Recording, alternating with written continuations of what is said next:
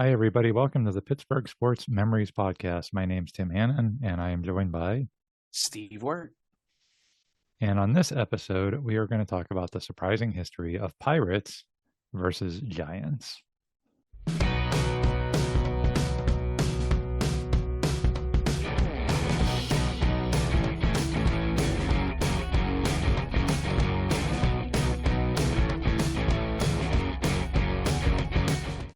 There's a lot of history there.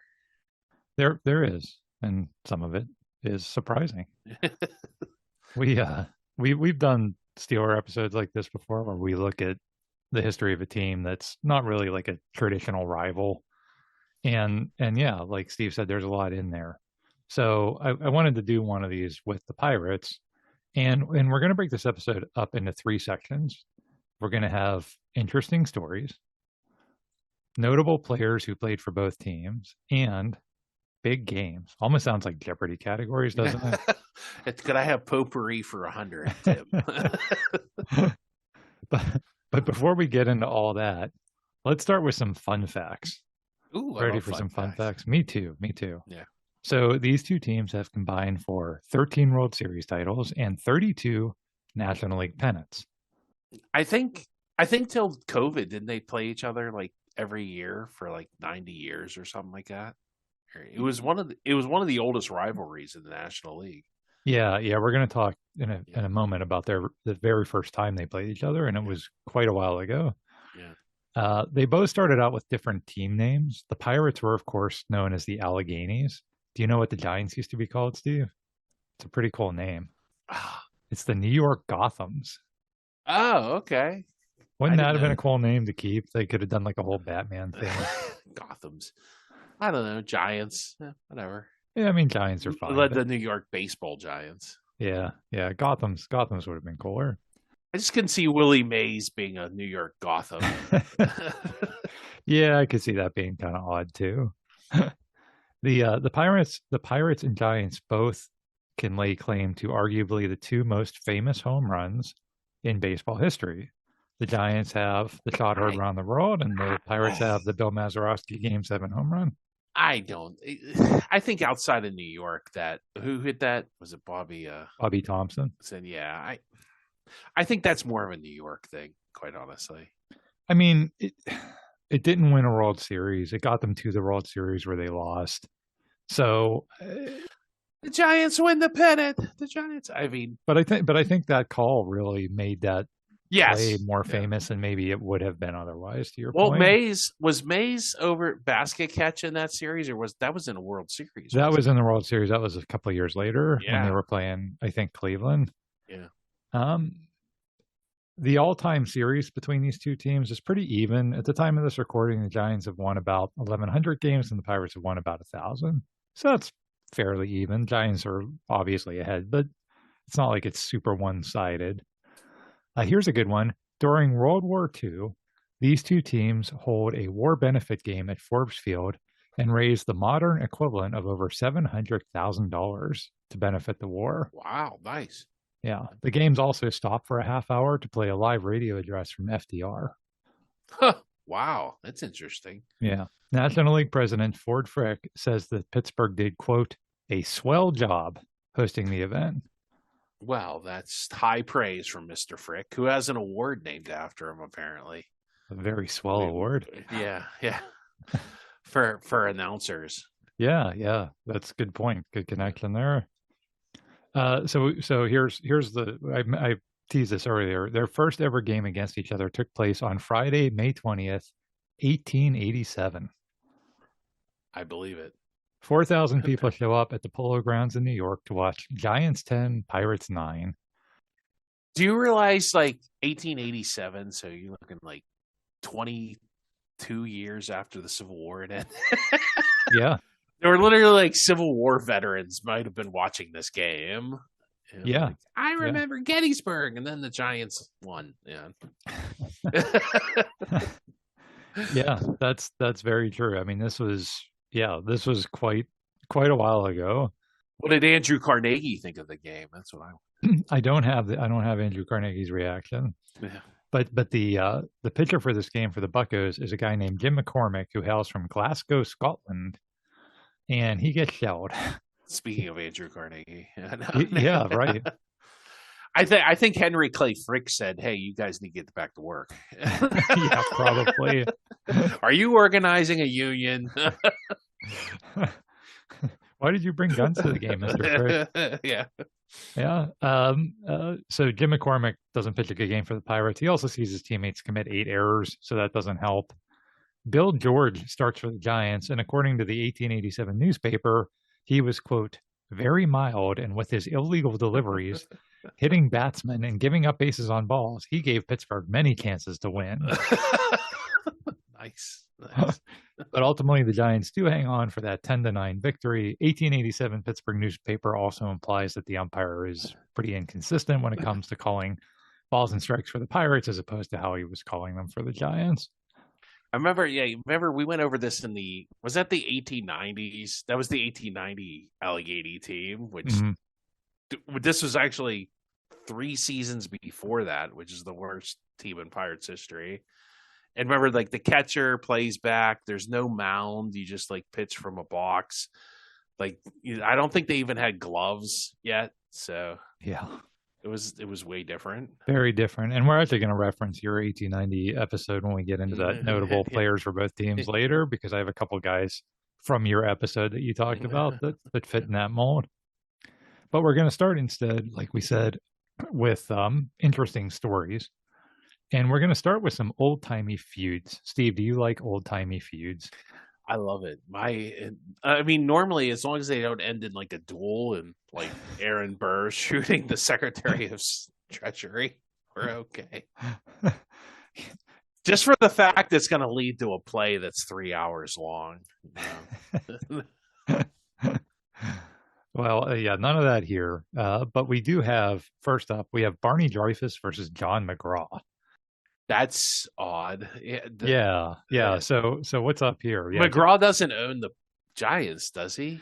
No, but he's the manager of the Giants, for right. 30 years. Yeah, forever. Yeah, he's in the Hall of Fame. And has a great Field of Dreams reference too.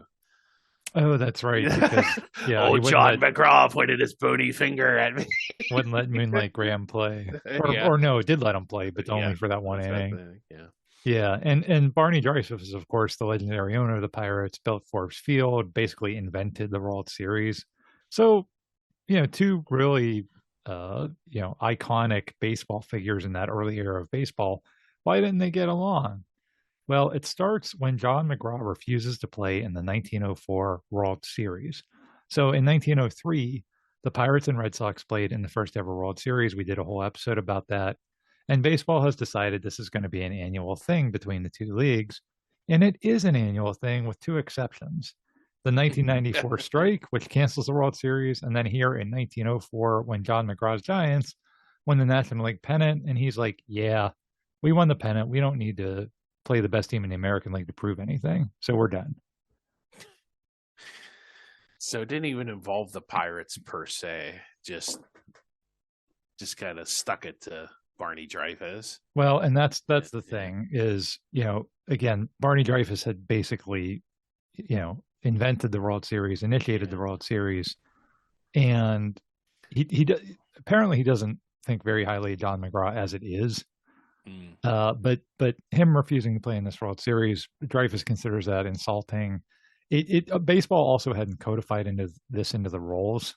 Everyone just kind of expected it to happen. So they eventually fixed that. But in 1904. So you're saying like the winner of let's say the Dodgers win the National League, they're like, we're not going to play in the World Series. Heck with it. Yeah. I mean, again, they fixed that where, you have to. Yeah, you have to. But in 1904, they hadn't done that yet. It's almost like bowl season where you don't have to accept the bowl bid or. Yeah, that's a good comparison. That's exactly what it's like here. And so, yeah, Dreyfuss doesn't like that.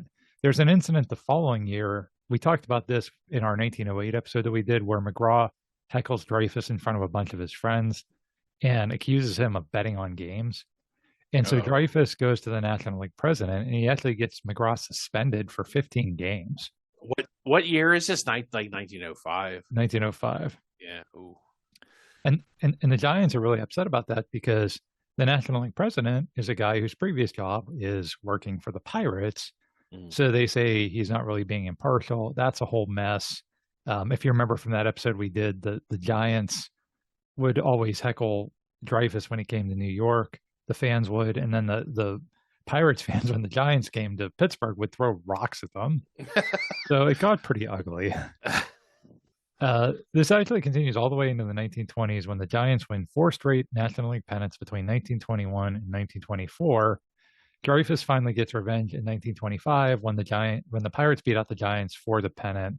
That year, Dreyfus tells Pirates manager Bill McKechnie that we, quote, ought to lick McGraw and make him like it. I think he means defeat him and stick Yeah, it to him. I don't think he meant like physically go up and lick him. Like that it doesn't translate well 100 years later too. No, it's old-timey phrases with old-timey feuds. Yeah. Both men pass away in the early 1930s, and that's really what officially ends the feud. They both die. So one more in the old-timey feud category.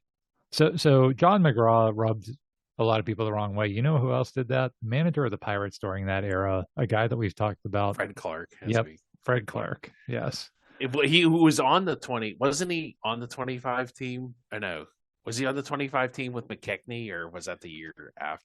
That was the whole mess where he wanted to sit on the bench. You detailed all that because he was because he was an owner. He was like a minority owner. Right. It's like I'm just gonna chill out on the bench here and like criticize every move McKechnie makes. Right, exactly. It's like, well, why did you let him pitch so long? Yeah, Fred Clark was a guy that people didn't always get along with. Most wins by a Pirate manager, though. Very successful. Yeah. So on June 26, 1903, the Pirates are in New York to play the Giants. Fred Clark arrives at the Polo Grounds before the game, and he's greeted at the entrance by Giants catcher Frank Bowerman. And Bowerman says, Fred, can I please speak to you for a few minutes? And Clark says, yes. So the two men walk into the Giants ticket office, and Bowerman closes the door and locks it, and then starts to accuse Clark of ratting him out. About what? So here's what happened. Bowerman, like we said, he's the Giants catcher, apparently had said something negative about the backup catcher on the Giants, a guy named Jack Warner, something that he's not very good at playing catcher, he can't throw people out, something where he criticized his teammate.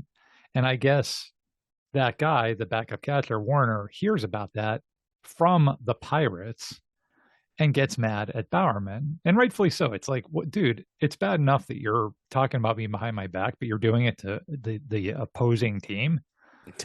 And so instead of Bowerman, saying, you're right, I'm sorry, or taking some kind of ownership, he decides he's going to find out, who on the Pirates told his teammate that he was talking bad about him.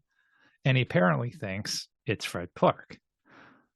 It's all very like high schoolish, Steve, isn't it?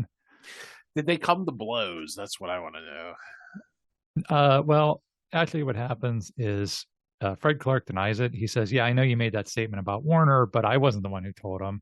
And Bowerman says, well, thank you. I just wanted to bring it to your attention. The two men shake hands, and all's well that ends well. And let's go play in the weirdest stadium ever. Yeah, so no, that's not what happens at all. Not with Fred Clark involved. I have a feeling this is going to end in some sort of brawl. And it does. So Fred Clark denies it. Bowerman says, you're a liar, punches him in the face. That sounds about right. And then pins him down with a knee and proceeds to pummel him some more. Police are called, but it's 1903, so no charges are filed. Also, Clark, who was the player manager at that point, he plays in the game that day, battered face and all, because again, 1903. Well, you got to get paid, Tim. So yeah, and who knows? Like the way that story's told is like this guy Bowerman has a very short fuse, and he confronts Clark, and he's like, "I know you told him that I said that bad thing," and Clark's just like, no, I didn't. I promise, Frank, I didn't say anything. But like you said, Fred Clark was not the. I imagine that escalated quickly. Yeah. So, all right, let's zip way ahead in time for another controversy involving these two teams. So on September 2nd, 1991, the Pirates are playing the now San Francisco Giants at Candlestick Park. The San Francisco Baseball Giants. The San Francisco Baseball Giants. Yeah. Bobby Bonilla is at the plate for the Pirates, and the count is 3-1. Giants pitcher Jeff Brantley throws Bonilla what Bonilla thinks is ball 4, but umpire Eric Gregg calls it strike 2. Steve, do you remember Eric Gregg? He had a very large strike zone. Yeah. Yeah. He was a large person with a large strike zone. Yeah. Is he the one that's infamous for that Marlins game? Yes. In the World Series? Yeah. Yes, that's him. Yeah. And he was around for years. He was a very recognizable umpire throughout the 80s and 90s. Very large gentleman, kind of imposing, very easily recognizable anytime he was behind the plate. Besides the fact that like you could throw it into the stands and he might call it a strike, but that too. So Bonilla and Gregg have words, and then Bonilla flies out to center on the next pitch. And on his way back to the dugout, Bonilla has even more words for Gregg, and Gregg throws him out of the game. Fair enough. Bonilla, of course, is not happy about that, to which Gregg says, quote, you used to be a nice guy, but now that you make all that money, you think you can do anything. Wow. And that really sets Bonilla off. Yeah. And he makes some contact with Gregg as his teammates are trying to hold him back. After the game, Bonilla says, quote, every once in a while, Bobby Bo blows his cool. Who's saying this is Bobby Bonilla talking about himself in the third person? Yes. Wow. Every once in a while, Bobby Bonilla gets paid. Actually, Bobby Bonilla Day is coming up here soon. Recording this. Yeah. Yeah, we'll actually reference that later too. Spoiler. Yeah. So every once in a while, Bobby blows his cool. Me and Eric are fine. And Eric Gregg says, yeah, we're not fine. Every once in a while, Eric Gregg calls a strike. Yeah. Eric Gregg says, yeah, I don't like balls, and I'm also not fine. He says that Bonilla embarrassed himself and his team, and he was going to send tape of the incident to the National League to try to get Bonilla punished. That never happens. Also, people in Pittsburgh are critical of Gregg for not just walking away. Post-Gazette columnist Ron Cook, Steve's favorite writer, even writes that Gregg should be suspended as well. That's interesting. Yeah, maybe it was one of those. I mean, without video of it, maybe Gregg could have just be like, okay, chill. It's one bad call. Or I thought it was a strike. You thought it was a ball. That didn't cause you to fly out. It wasn't like he struck out on another questionable call. Right, but that would have been ball 4. So yeah, it wouldn't have been an out. And there is video of it, actually, Steve. We'll post it on the Facebook page. Nice. But it doesn't really matter because you can't hear what's said. Yeah. You know what I mean? And so if Bonilla starts arguing and Gregg throws him out, and then Gregg, basically makes this, you used to be a nice guy, but now, they gave you this big contract, and now you think you're above everybody. That's not that. I don't think that's all that insulting. It's not all that insulting, but you're not supposed to be the one that escalates things when you're the umpire. That's the problem. I mean, think about a video, you've seen these videos of somebody going off on the McDonald's counter person.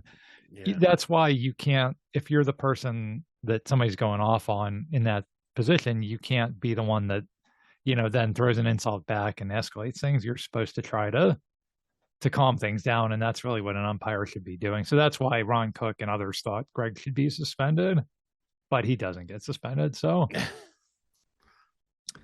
that 1991 game, as we said, takes place in San Francisco because the Giants had left New York 3 decades earlier. And Steve, did you know that the final ever game for the Giants in New York was played on September 29th, 1957 against your Pittsburgh Pirates? In the Polo Grounds? In the Polo Grounds. Nice. Have you ever seen the dimensions of the Polo Grounds? It's really funky, isn't it? Yeah, it's 220 down the lines and then 450 to dead center. It looks like a big bathtub. It's wild. Yeah, that's old timey ballparks, or are old timey. And the Mets played there after their first season or two. You stole my fun fact. Yeah. So that was going to be my fun fact at the end. So I'm it's sorry, a I watched a video on like the polo grounds like a week ago. Complete. I didn't even know you were going to talk about it. I quite honestly. yeah, no, that's really cool. Good that you knew that because I thought that was really interesting. That I did not realize this was actually not the final game for the Polo Grounds. It was the final game for the Giants. But you're right, the Mets play there the first couple of seasons before Shea Stadium is completed. I never knew that before. I think the Steelers played football games there. I want to. Yeah, I Yeah, believe you're right against yeah. the Giants. Yep. Football Giants. Yes. Yes. So that last game, the Pirates actually win that game 9-1. Only 11,000 people show up to the Polo Grounds to say goodbye. They rush the field after the final out to take a bunch of souvenirs. One elderly fan walks onto the field with a large piece of cloth with the words, "A Giants fan of 55 years says so long." What year was that again? That was like 57. 57. So yeah, they moved to California. Them and the Dodgers. Yeah. Some other interesting facts about that last game. Bob Friend, who's pitching in that game for the Pirates, he gets married the very next day to Patricia Koval, a nurse who worked for the Pirates team doctor, and the two of them are together for the next 61 years until Friend's Oh, death in 2019. that's nice. Oh, look, we have some love. We found love in our rivalry. Yeah. Also, it's the final game for the New York Giants, but it's also the final game for Clyde Sukeforth, a Pirates coach and scout who was retiring. And for his retirements, the Pirates give Clyde an engraved wristwatch and a TV set, which in 1957, It sounds like it's worth a lot of money. yeah, I was going to say that'd probably be a big deal in 1957. I just think about the Baines family getting their TV set in Yeah. 1955. That was a big deal. He doesn't have two TVs. He's joking. Nobody has two. Yeah. Maybe Clyde did after the Pirates gave him one. Who knows? Yeah. So you might be asking, who the heck is Clyde Sukeforth, and why would the Pirates give him a TV, and why would I care that this is his final ever game? Well, that way he could watch the 1960 World Series in a couple years. He could, After he waited for the TV to warm up for 10 minutes. right? Right. Uh, so Clyde Sukeforth, actually a pretty important figure in Pirates history. A few years earlier, Branch Rickey, who is the GM of the Pirates, had sent Clyde to Canada to scout a minor league pitcher. But when he gets there, he's no longer interested in the pitcher. Instead, he thinks the Pirates need to go get the right fielder, a guy named Roberto Clemente. And Branch Rickey asks the other scouts, okay, did any of you guys see this Clemente kid too? And one of the scouts says, "Oh, yeah, I saw him. I didn't like him. And also, he doesn't really have a good arm." Was that guy like watching somebody else? Oh, that Roberto Clemente. I thought you meant that other guy named Roberto Clemente. So yeah, not great not great intel that Branch Rickey's getting here. Fortunately, he trusts Clyde Sukeforth because they had been together in Brooklyn. So the Pirates pick Clemente in the Roll 5 draft. But hang on, because that's not Clyde Sukeforth's only Pirates contribution. In August of 1957, the Pirates, who are pretty bad at this time, they fire their manager and they offer the job to Clyde Sukeforth. He actually turns it down, though, because, like we said, he had planned to retire from coaching at the end of that season. But he says, who you guys should hire instead of me? This guy named Danny Murtaugh. Yeah. Clyde made some good calls here. Yeah. Yeah, and the Pirates don't like that suggestion. They don't think Murtaugh can handle the players. But Clyde says, quote, "I talked them out of that." And Murtaugh becomes the new manager. Yeah. So yeah, he's responsible for both Danny Murtaugh and Roberto Clemente being on the Pirates. In like 2 World Series indirectly. Mm-hmm. Yeah. So that's pretty cool. All right, let's move into the 21st century now and talk about a time when these two teams were making a number of trades with each other. So we're gonna talk about not one, not two, but 3 really stupid trades that the Pirates made with the Giants in the 2000s. All right, there, LeBron. So the first bad trade comes in 2001 when the Pirates trade Jason Schmidt and John Vanderwall to the Giants. Oh, God, yeah, this is a bad trade. For Armando Rios and Ryan Vogelsong. Was there no bag of magic beans available? Yeah. I mean, you're right. That's the only trade that might have been worse because this is a fleecing. Schmidt turns Yeah. into an all-star and Cy Young candidate in San Yeah, Francisco. very. He has like a nice career. I mean, he is a really nice career. His 2003 season where he goes 17-5 with a 2.34 ERA is one of the best in recent Giants history. Rios and Vogelsong do very little in Pittsburgh. We'll actually talk a little bit more about Vogelsong later, but just a terrible trade for the Pirates. But hey, they aren't done because in 2007, the Pirates inexplicably deal Raji Davis to the Giants for pitcher Matt Morris.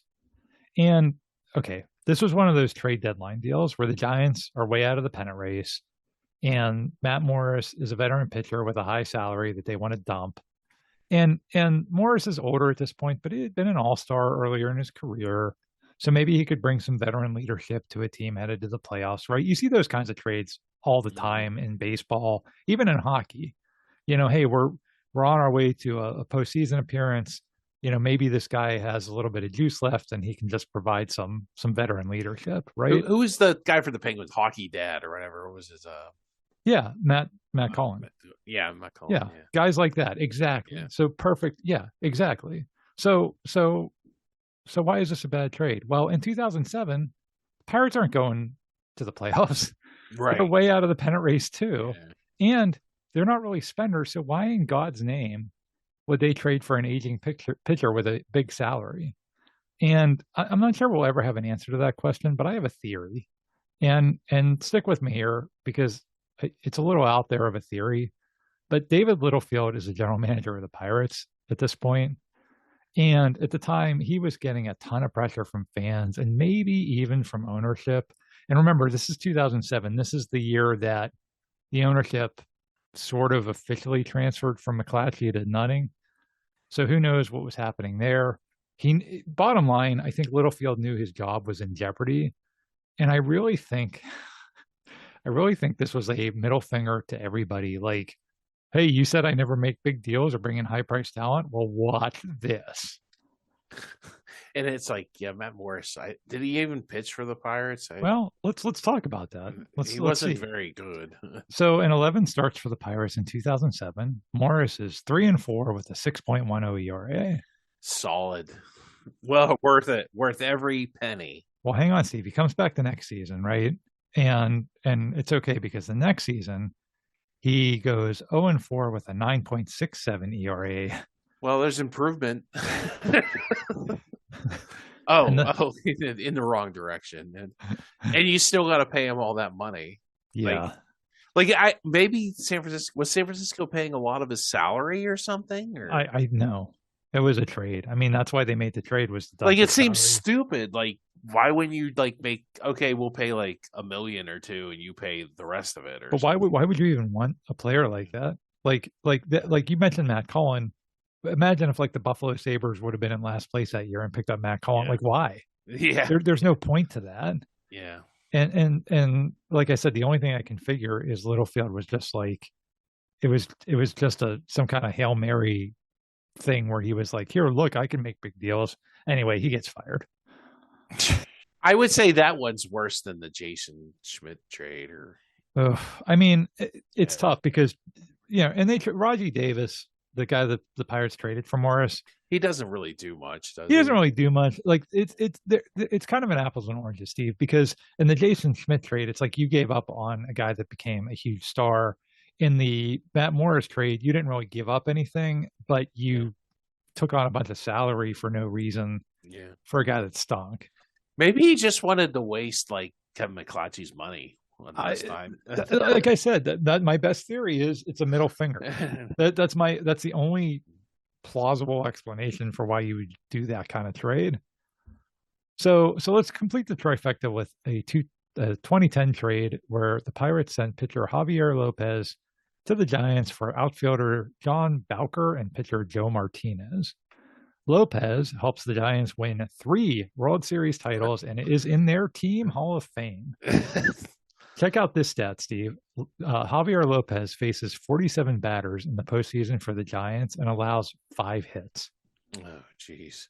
That's the very Yeah, definition of clutch. yeah. He becomes so popular and respected in San Francisco that he actually joins their broadcast team after he retires. Well, thank God we got rid of him. Well, and yeah, thank God we got rid of him. And how about the guys the Pirates got in return? Joe Martinez pitches in just 5 games for the Pirates. John Bowker has just 86 at bats for the Pirates, but Steve, John Bowker does hit 2 home runs. Ooh, well, that makes it all worth it. Hashtag winning. Yeah, they would have been better off with the bag of magic beans at that point, or yeah. Yeah, and it's interesting that the Pirates, that was a bad era for the Pirates in general, but it was like I guess the Giants just knew it's like, oh, we need players. Who do we call up? Oh yeah, Pirates. Pirates will give us. Pirates were like their feeder system during that time. So, all right, we'll wrap up the interesting story section with an incident during a May 26, 1958 game at Forbes Field. And it all starts in the 4th inning when Giants pitcher Ruben Gomez beans Bill Mazeroski. That draws a warning from the home plate umpire. And this is in the era when pitchers still had to bat. So in the next inning, Pirates pitcher Vern Law throws a high fastball that sends Gomez to the ground. Pirates manager Danny Murtaugh, who we talked about earlier, comes out of the dugout and starts having words with Gomez. And the next thing you know, the two of them are going at it. Murtaugh throws a couple of punches at Gomez, and Gomez, who is still holding his bat, tries to hit Murtaugh with the bat. Jeez. Wow. By this time, a whole bunch of other players join the fight. Fights even break out in the stands. Like I don't know why. But it's like were there that many Giants fans in Pittsburgh? I came all the way to Pittsburgh by train to spend a 3-day cross-country journey to get in a fight. I feel like that happened. I feel like that was like an episode of The Simpsons. Yeah. We'll show you what a baseball fight's all about. Yeah. Orlando Cepeda also picks up a bat and starts charging after Murtaugh. I don't know what it is with Giants players wanting to use bats as weapons, but Willie Mays actually tackles him. Oh, wow. Pins him down to stop him. Good for you, Willie Mays. Tackle his teammate to prevent him from presumably committing a murder. The police actually have to come in and break everything up. The police are called, Steve. to an on-field incident? Yeah, that's how bad it got. The police have to come intervene in a Pirates-Giants game.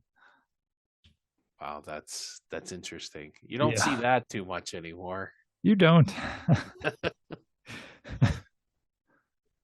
All right, our next section is devoted to notable players who played for both of these teams. And we're going to start with MVPs because, Steve, did you know that 4 different National League MVPs played for both the Pirates and the Giants during their careers?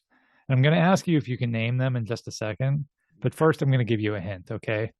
Mm-hmm. So 4 MVPs played for both teams. One of these guys won the MVP award with both the Pirates and Giants. 2 of these guys won the MVP with just the Pirates, and one of them won the MVP while playing for a completely different team.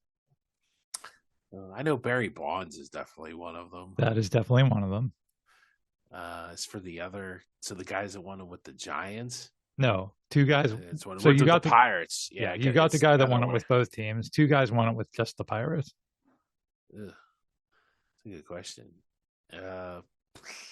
Bill Madlock, maybe? No, he played for Oakland, didn't he? He did play for both teams, but he was not an MVP. Yeah. I don't know. All right, so let's start with Barry Bonds. He is baseball's all-time home run king.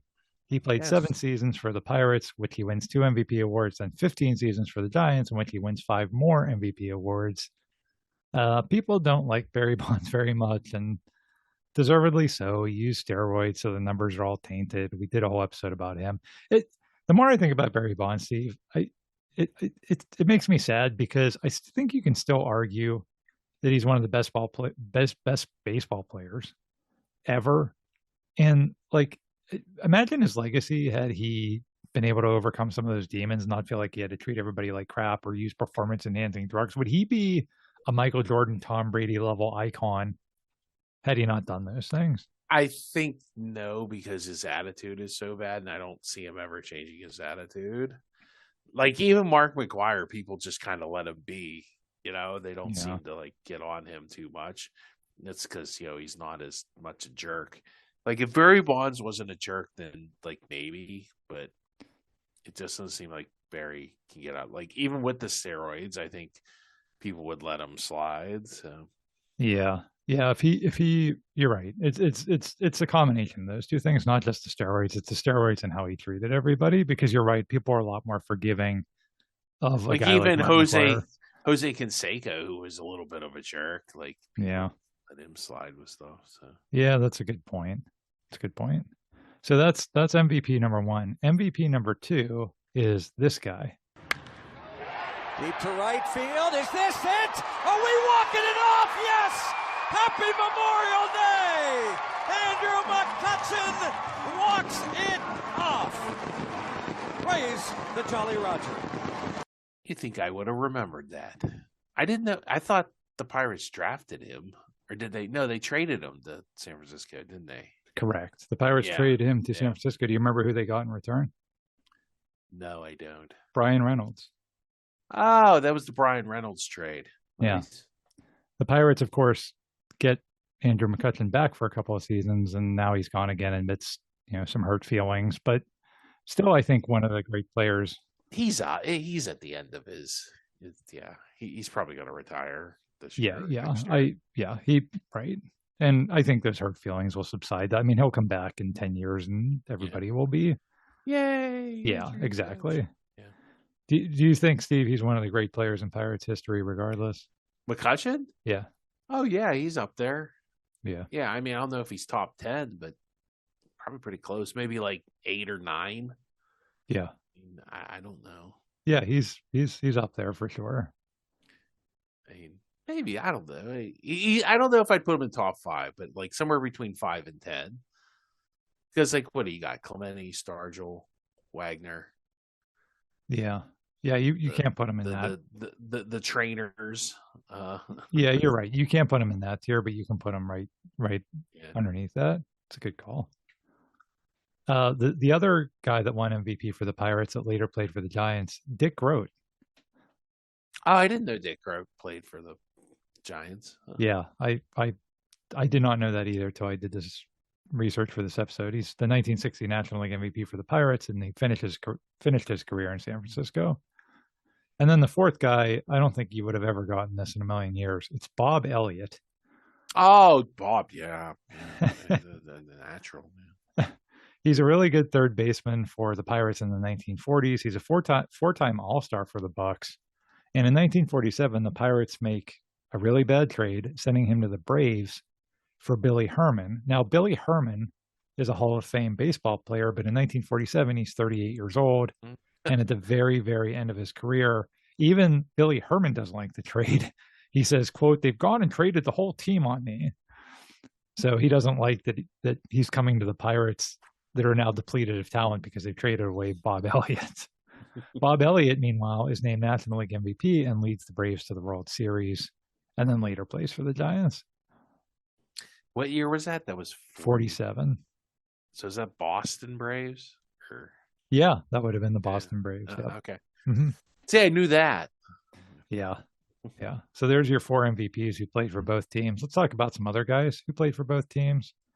Jake Beckley was not an MVP because back when he played, there was no such award, but it was a Hall of Fame first baseman who played for both teams. If you listen to Steve's episode about that terrible 1890 Pirates team, you'll remember Beckley is the guy who literally said he was only in baseball for the money.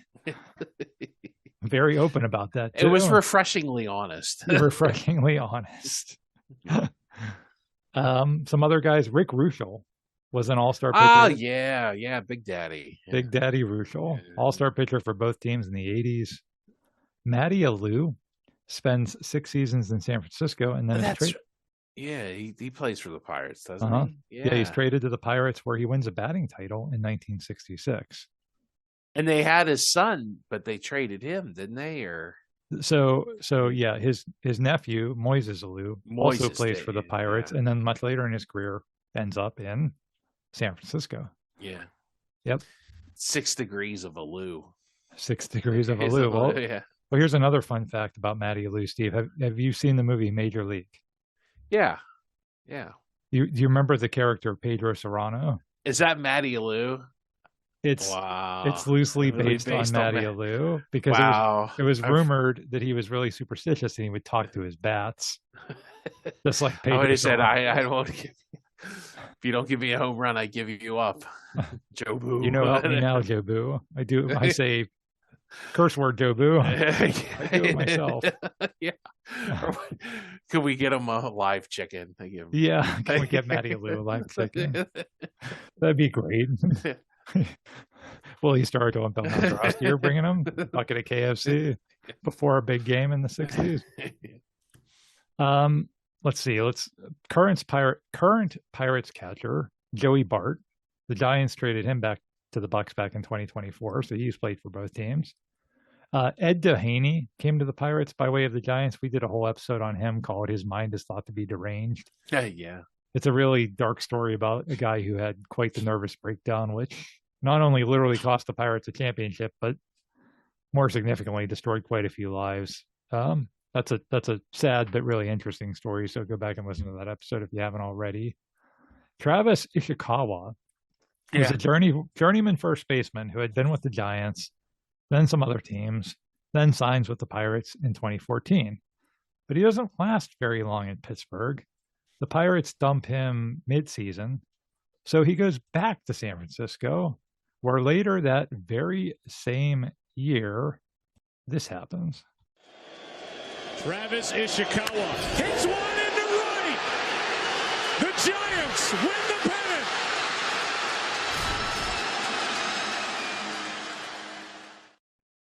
The Giants win the pennant. The Giants, not quite. Not quite, but I always thought that was called a Joe Buck. Yeah. He threw it in there. It was a good paying homage to the great call from, 60 years earlier or whatever. Yeah. My favorite name on this list of guys who played for both teams is this next guy. It's Crazy Schmidt, another 19th century player who Steve talked about in that 1890 Pirates episode. He earned that nickname for doing some crazy stuff both on and off the field. Here's a great description from the old-timey newspaper. Quote, Schmidt's running fire of comment and sarcasm at both the umpire and the players, and his pantomimic expressions, including shaking his fist savagely at teammate Duncan when he failed to cover first base, kept the crowd roaring with laughter. Well, you got to entertain the fans. Yeah, this guy was basically doing like Savannah Banana Stick 120 years early. Well, you got to, the fans paid a nickel to be there, and you got to give them their money's worth. Give them their nickel's worth. Yeah. Yeah, Crazy Schmidt also kept playing baseball well after his career ended. In fact, on the 1940 census, Schmidt, who is 74 years old at this point, lists his occupation as, quote, baseball player. He wasn't retired. That's not what he listed his occupation as. Well, that's crazy, Tim. I wonder if he wrote his name as Crazy Schmidt on the census, too. Mr. Crazy. Oh, no. Is that your first name or last name? Steve, here's a guy you and I often talk about, Jim Gott. Oh, yeah. Yeah, the Pirates claim him off waivers from the Giants, and he goes on to set the Pirates' single-season save record in 1988. Didn't he? I thought he played for the Dodgers. I remember him playing for the Dodgers. Maybe that was after the Pirates. Yeah, he may have. I mean, he came directly from the Giants when the Pirates got him, but he played for that. I remember him being a Mormon for some reason. I don't know. Okay, I did not know that about him. Yeah. He set that single season save record. That's been broken a number of times, most recently by current Pirates record holder Mark Melanson, who posts 51 saves in 2015 and also later plays for the Giants. Yeah, I remember Tony Kornheiser was mad when they traded Mark Melanson from the Nationals to the Giants. He loved Mark Melanson. Mark Melanson's probably like the last really, really good closer the Pirates have had. Yeah. Well, and to get to 51 saves, you have to be on a good team, which that 2015 team was too. Yeah. Al Oliver, Scoop, 7-time All-Star and Yeah. member of the Pirates 1971 World Series team. He plays in San Francisco near the end of his career. Jose Guillen, remember him, Steve? Vaguely. Yeah. He was a right fielder, had an arm very similar to Clemente. A lot of people would compare him to Clemente. Yeah. He couldn't hit. Yeah. Played for both of these franchises and like 23 other teams. He Does that really? I don't think that really counts, Tim. he was also linked to and suspended for using performance-enhancing drugs. In 2010, while on the Giants, the DEA intercepts a package of 50 HGH syringes headed to Jose Guillen's house, and that's pretty much curtains for his MLB career. That we're going to somebody else. He was holding them for a friend. Yeah, I'm sure that story worked. We talked earlier about Ryan Vogelsong. Starts out with the Giants and then is sent to Pittsburgh as part of that doomed Jason Schmidt trade. By 2007, it looks like his MLB career is over, so he goes to play in Japan. And he plays well enough there that 4 years later, guess who signs him? The San Francisco Giants. He actually has a decent little comeback here, doesn't he? Good memory. He does. He actually makes an all-star game with San Francisco, and he wins 2 World Series. I'm sorry. That's hilarious. In 2016, guess who signs him as a free agent? Probably the Pirates. The Pittsburgh Pirates. So here's Ryan Vogelsong's career. He goes from San Francisco to Pittsburgh to Japan, back to San Francisco, then back to Pittsburgh, and that's his entire baseball career. Wow. I wonder who he played for in Japan. Maybe it was like one team too. Yeah, that's a good question. I don't have Maybe that. it was the isn't there a Giants team? The Tokyo Giants, isn't there? Maybe he played for them too. Yeah.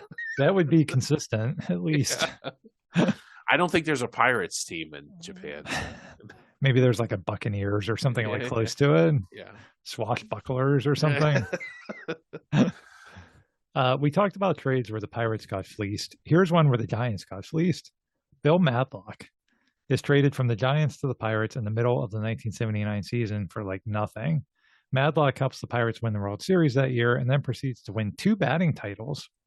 Why San Francisco traded him to us is a bit of a mystery because he had batted over 300 in his previous 2 seasons. He wasn't getting along with it. I thought that because I think I remember that from the Dave Parker book. He wasn't getting along with them or something out there.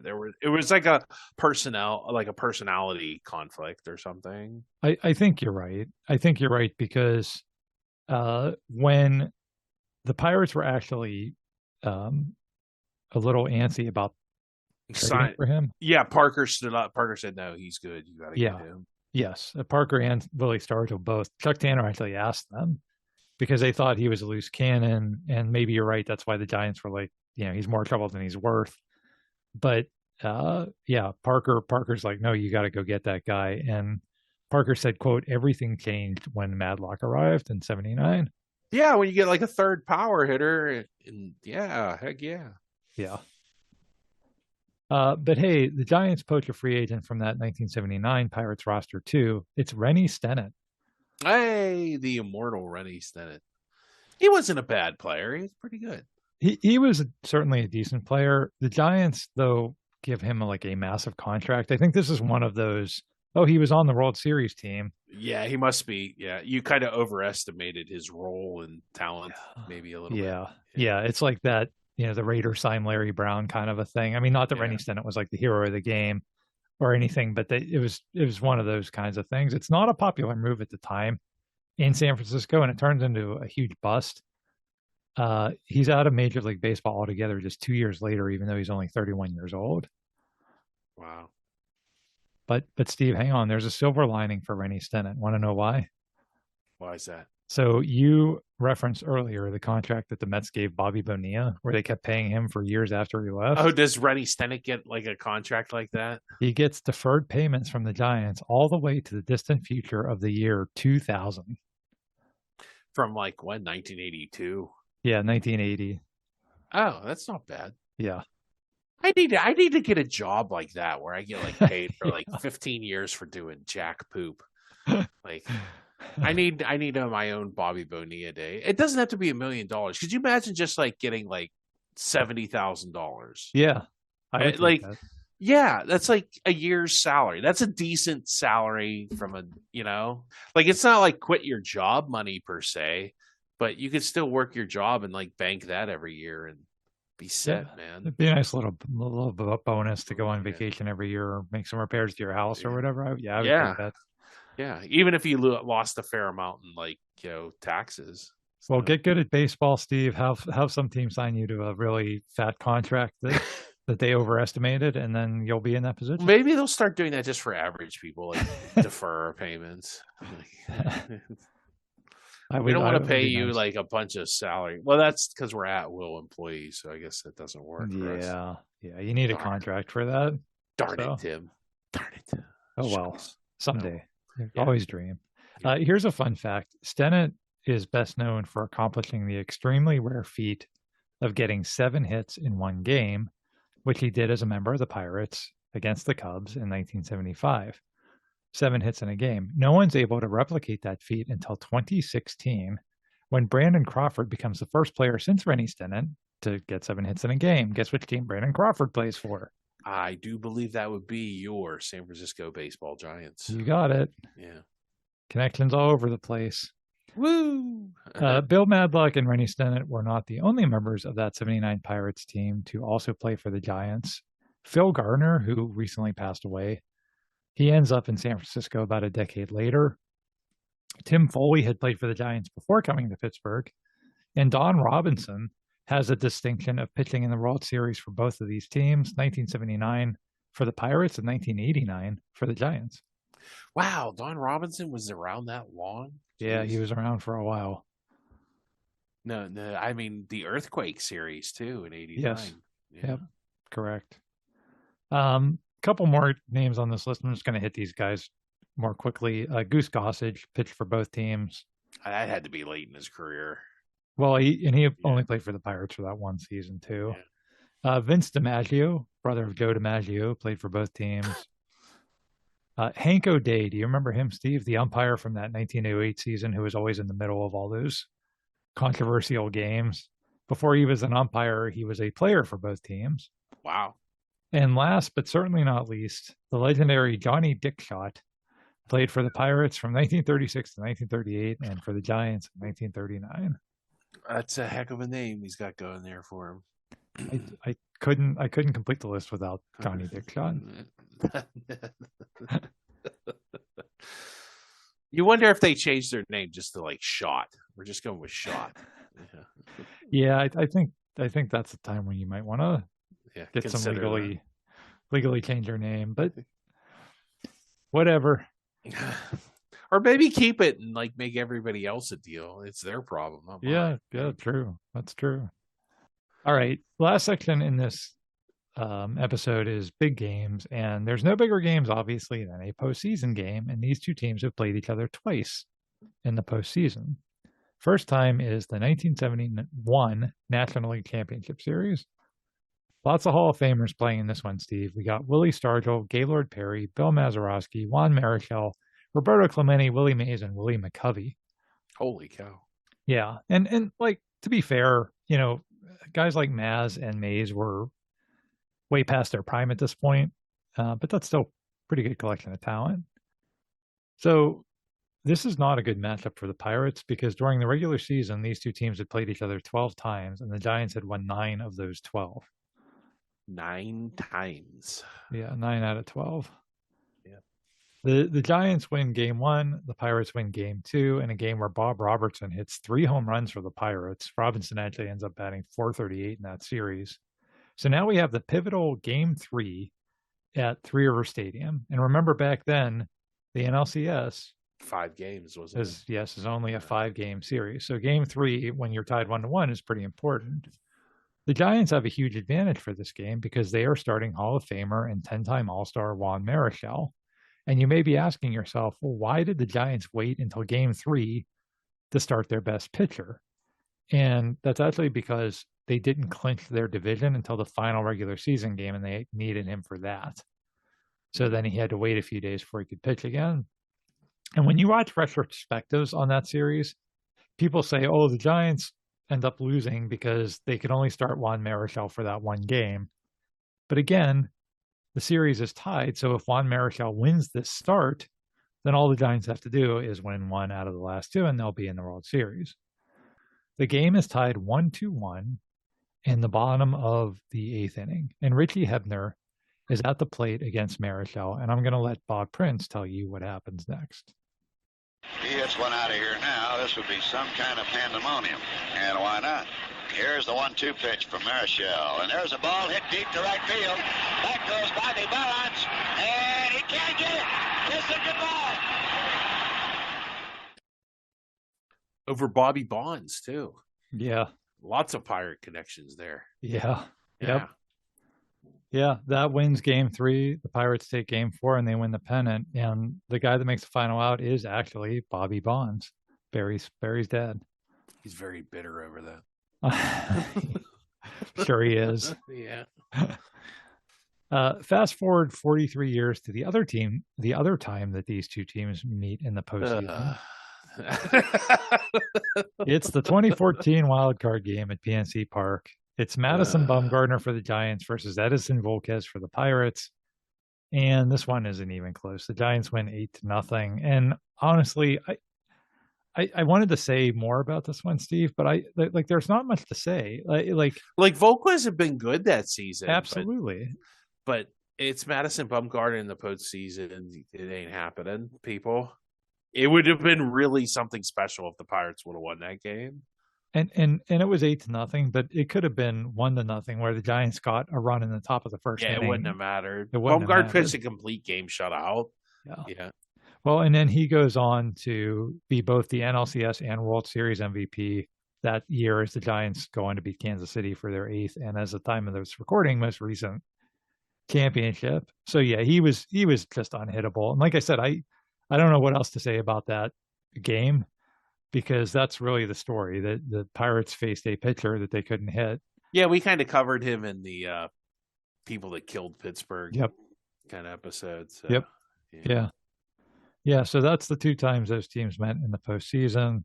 So that's our episode on the surprising history between the Pirates and Giants. Steve, were you surprised? I was shocked. I was shocked that home run went over Bobby Bonds' head. Well, thanks everybody so much for listening. Really appreciate everybody's support of this show. Please check us out on Facebook. Please give us a rating if your podcast service allows that. Thank you again, and we will catch you next time.